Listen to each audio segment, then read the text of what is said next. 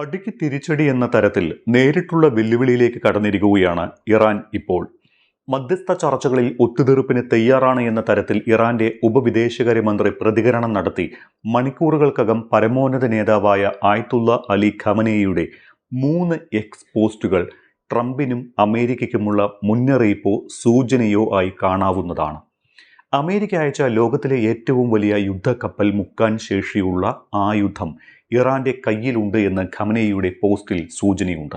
അതോടൊപ്പം ഹോർമൂസ് കടലിടുക്കിൽ ഇറാൻ നടത്തുന്ന തത്സമയ സൈനികാഭ്യാസം, ഹോർമൂസ് കടലിടുക്ക് അടച്ചിട്ടത്, ഇവയെല്ലാം അത്ര വേഗത്തിൽ ഒരു കീഴടങ്ങലിന് ഇറാൻ തയ്യാറല്ല എന്നതിൻ്റെ സൂചനകളാണ്. 2 യുദ്ധക്കപ്പലുകളാണ് അമേരിക്ക ഇറാന് നേർക്ക് അയച്ചിട്ടുള്ളത്. ആദ്യം അയച്ച USS എബ്രഹാം ലിങ്കൺ പശ്ചിമേഷ്യൻ തീരത്ത് ഇറാന് തൊട്ടടുത്തായുണ്ട്. USS Gerald R Ford Iran ലക്ഷ്യമാക്കി നീങ്ങിക്കൊണ്ടിരിക്കുന്നു. ഇത് ആഴ്ചകൾക്കുള്ളിൽ ഇറാനിലെത്തും. അതിനിടെ US-ഉം ഇറാനുമായുള്ള ആണവ ചർച്ചയുടെ 2ാം ഘട്ടം ഇന്നലെ ജനീവയിൽ പൂർത്തിയാകുകയും ചെയ്തു. ജനീവയിൽ അമേരിക്ക ഇറാൻ 2ാം ഘട്ട ചർച്ചകൾ നടക്കുമ്പോഴാണ് ഖമനേയിയുടെ 3 എക്സ് പോസ്റ്റുകൾ പ്രത്യക്ഷപ്പെട്ടത്. 3ലും അമേരിക്കൻ പ്രസിഡന്റ് ഡൊണാൾഡ് ട്രംപിനെ നേരിട്ട് വെല്ലുവിളിക്കുന്ന വാക്കുകളാണ് ഉണ്ടായിരുന്നത്. അതിൽ തന്നെ ഏറ്റവും ശ്രദ്ധേയം അമേരിക്കയുടെ യുദ്ധക്കപ്പലുകളെ വെല്ലുവിളിക്കുന്ന പോസ്റ്റും. US-ന്റെ സൈനിക ശക്തിയെ കുറച്ചു കാണുന്ന, പടക്കപ്പലുകൾ മുക്കിക്കളയുമെന്ന് ഭീഷണി മുഴക്കുന്ന ട്രംപിനെ പരിഹസിക്കുന്ന തരത്തിലുള്ള 3 പോസ്റ്റുകളും ഏറെ ചർച്ചയ്ക്ക് വിധേയമാകുന്നതാണ്.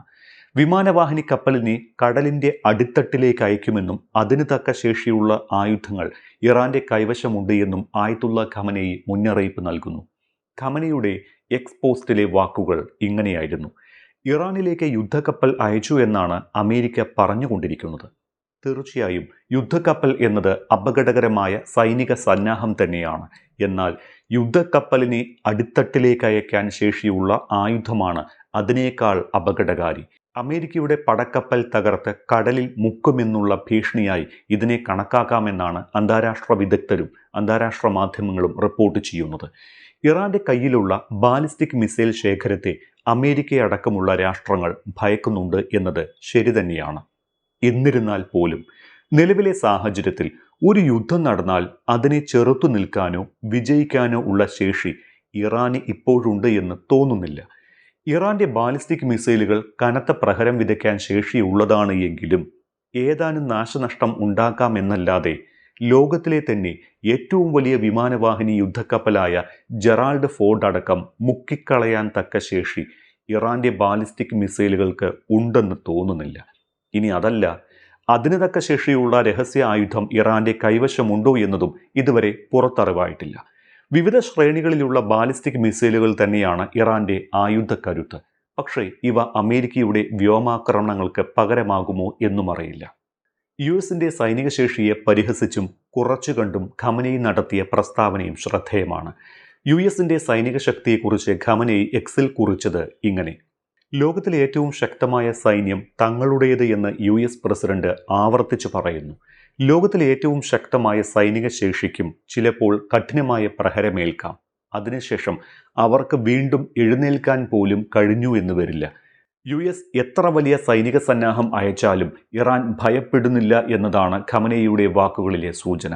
47 വർഷമായി ഇറാൻ ചർച്ച എന്ന് പറഞ്ഞു നടക്കുന്നു. ഇനി അവിടെ ഭരണമാറ്റം വരുന്നതാണ് നല്ലത് എന്ന് കഴിഞ്ഞ ദിവസം ഡൊണാൾഡ് ട്രംപ് പറഞ്ഞിരുന്നു. ഇതിന് മറുപടിയായാണ് ഖമനേയി 47 വർഷമായി അമേരിക്കയ്ക്ക് ഇറാനെ ഇല്ലാതാക്കാൻ സാധിച്ചില്ല എന്നത് നല്ലൊരു കുറ്റസമ്മതമാണ് എന്നും ഇനി ട്രംപിന് അതിന് സാധിക്കില്ല എന്നും മറുപടി നൽകിയത്. ഈ 3 പോസ്റ്റുകളും ഒപ്പം ഹോർമൂസ് കടലിടുക്ക് അടച്ചിട്ടുകൊണ്ട് ഇറാൻ നടത്തിയ സൈനികാഭ്യാസങ്ങളും ചേർത്തു വായിക്കുമ്പോൾ അമേരിക്ക യുദ്ധം നടത്തിയാലും അതിനെ നേരിടാൻ ഇറാൻ ഒരുങ്ങിയെന്നാണ്.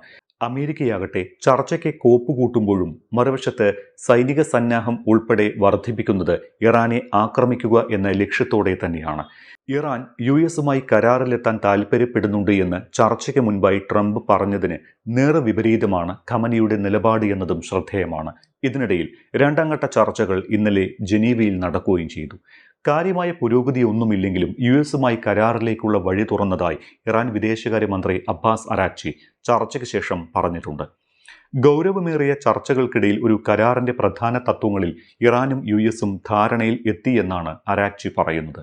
അതേസമയം ചില പ്രശ്നങ്ങൾ ഇപ്പോഴും പരിഹരിക്കപ്പെടാതെ നിൽക്കുന്നുണ്ട് എന്നും അദ്ദേഹം വ്യക്തമാക്കിയിട്ടുണ്ട്. യുഎസുമായുള്ള രണ്ടാം ഘട്ട ആണവ ചർച്ച ജനീവയിൽ നടക്കുന്നതിന് മുന്നോടിയായി ഹോർമൂസ് കടലിടുക്കിലേക്ക് ഇറാൻ മിസൈൽ പരീക്ഷണം നടത്തിയിരുന്നു. മിസൈലുകൾ ഹോർമൂസ് കടലിടുക്കിലെ ലക്ഷ്യങ്ങളിൽ പതിച്ചതായി ഇറാൻ മാധ്യമങ്ങൾ റിപ്പോർട്ട് ചെയ്തിട്ടുമുണ്ട്. ഹോർമൂസ് കടലിടുക്ക് താൽക്കാലികമായി അടച്ചിട്ടുകൊണ്ടായിരുന്നു തത്സമയ സൈനിക പരീക്ഷണം. ചർച്ച ഫലം കണ്ടില്ല എങ്കിൽ ഇറാനെതിരെ സൈനിക നടപടിയുണ്ടാകുമെന്ന് ട്രംപ് കഴിഞ്ഞ ദിവസം മുന്നറിയിപ്പ് നൽകിയതാണ്. ഇതിന് പിന്നാലെയായിരുന്നു ഹോർമൂസ് കടലിടുക്ക് അടച്ചിട്ട് ഇറാൻ മിസൈൽ പരീക്ഷണം നടത്തിയത്. ആദ്യമായാണ് ഇറാൻ ഹോർമൂസ് കടലിടുക്ക് അടച്ചിരുന്നത്. അതേസമയം തന്നെ മേഖലയിൽ യുഎസ് തങ്ങളുടെ സൈനിക ശേഷിയെ വർദ്ധിപ്പിക്കുകയും ചെയ്തു. 24 മണിക്കൂറിനിടെ 50-ലധികം യുദ്ധവിമാനങ്ങളാണ് മിഡിൽ ഈസ്റ്റിൽ വിന്യസിച്ചത്. A-22, A-35, A-16 ഫൈറ്റർ ജെറ്റുകൾ അടക്കം ഇറാനെ ലക്ഷ്യമാക്കി മിഡിൽ ഈസ്റ്റിലേക്ക് അമേരിക്ക അയച്ചിട്ടുണ്ട്. രണ്ടാം ഘട്ട ചർച്ചയും കാര്യമായ പുരോഗതിയില്ലാതെ അവസാനിച്ചതിന് പിന്നാലെയാണ് അമേരിക്കയുടെ ഈ നടപടി എന്നതും ശ്രദ്ധേയമാണ്.